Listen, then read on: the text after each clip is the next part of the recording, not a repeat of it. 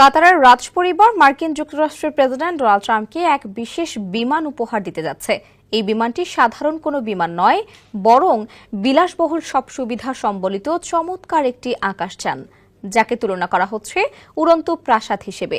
ট্রাম্পকে দেওয়া কাতারের এই উড়ন্ত প্রাসাদে কি কি চমকপ্রদ জিনিস রয়েছে, বিস্তারিত থাকছে প্রতিবেদনে।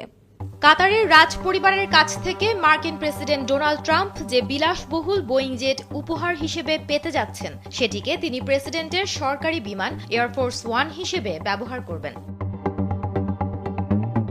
এবিসি নিউজ তাদের একটি প্রতিবেদনে এই তথ্য তুলে ধরেছে। প্রতিবেদনটিতে বিমানটিকে উড়ন্ত প্রাসাদ হিসেবে বর্ণনা করা হয়েছে। এখন যে কোনো ব্র্যান্ডের পুরাতন এসি বদলে নতুন ওয়ালটন এসিতে উপভোগ করুন 25% ছাড়। এবিসি নিউজের মতে বোয়িং 747-8 জাম্বো জেট বিমানটি সম্ভবত মার্কিন সরকারের ইতিহাসে পাওয়া সবচেয়ে দামি উপহার হতে যাচ্ছে।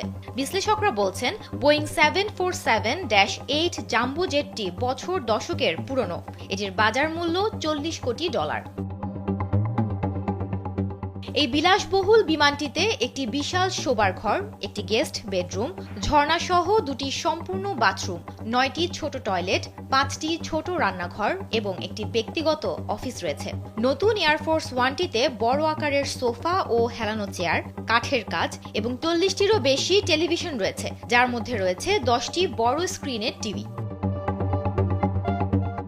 সাধারণ বোয়িং 747 বিমানে যেখানে 460 জনেরও বেশি মানুষ বসতে পারে, সেখানে এই বিশাল বিমানটিতে কেবল 5টি সারিতে সাধারণ বিজনেস ক্লাসের আসন রয়েছে।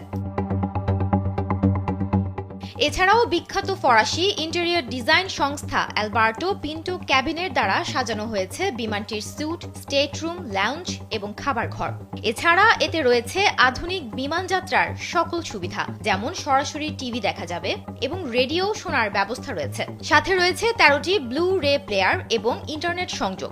বিজনেস জেট ট্রাভেলার ম্যাগাজিনের মতে এই বিমানটি বিশ্বের সবচেয়ে বিলাসবহুল বিমানগুলোর মধ্যে অন্যতম।